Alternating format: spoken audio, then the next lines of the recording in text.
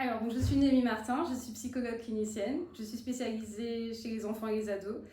Je m'intéresse beaucoup justement à la question de l'actualité, également toujours aussi consciente des faits divers et de ce qui nous entoure.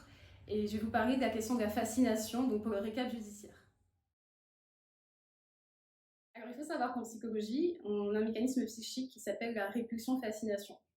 Quand il y a des faits divers, notamment des crimes de sang, mais ça peut aussi être des faits sociaux, eh bien l'esprit va être attiré au final par ces drames et par ces événements. Pourquoi? La psychanalyse nous le dit, il y a une part de pulsion qu'on appelle un peu une part sombre au final en nous, qui va venir faire écho à ces faits divers. On va chercher à connaître les détails, le déroulement de ces actions, puisqu'il y a un peu un effet miroir qui pourrait se créer. Pourquoi la répulsion? Puisqu'il y a quand même également une part de rejet, puisque les faits sociaux, les drames, les crimes vont quand même revêtir une dimension assez inquiétante et angoissante au final en soi. Donc ça va créer cette forme d'ambivalence qui va être générée et qui sera un peu difficile de réprimer. Donc ça explique un peu cet engouement lorsqu'on entend autour de nous la question des crimes et notamment des crimes. Alors, il ne s'agit pas forcément de dire eh bien, qu'il y aurait un meurtrier en puissance ou en silence en soi, mais simplement de s'accorder à reconnaître que nous avons tous cette part de pulsion.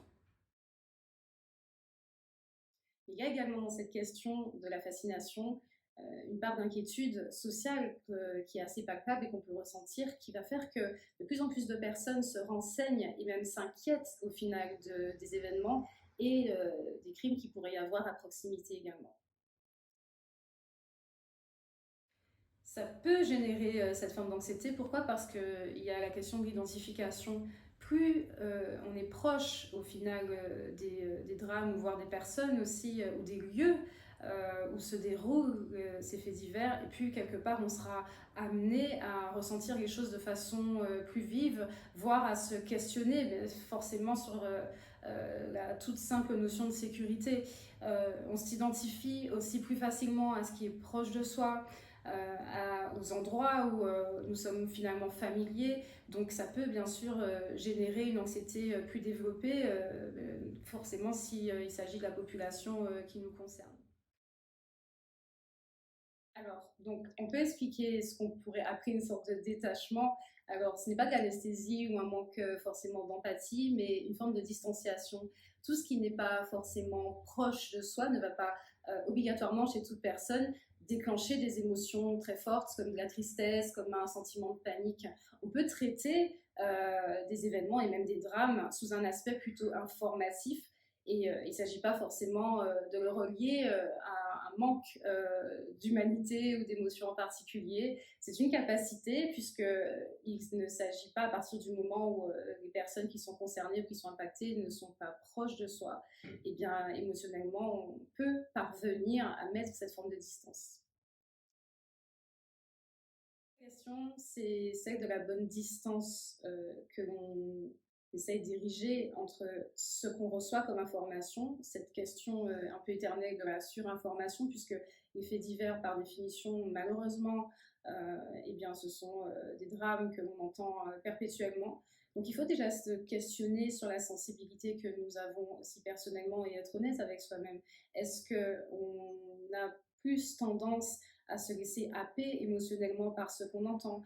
Est-ce qu'on est aussi parfois à un moment de sa vie où on peut ressentir une forme de stress plus amplifiée, sans oublier la question du contexte social, qui n'est pas du tout une question anodine, qui va venir amplifier tous ces éléments. Donc déjà se questionner sur les possibilités, les capacités que nous avons à recevoir des informations qui ne sont pas du tout anodines.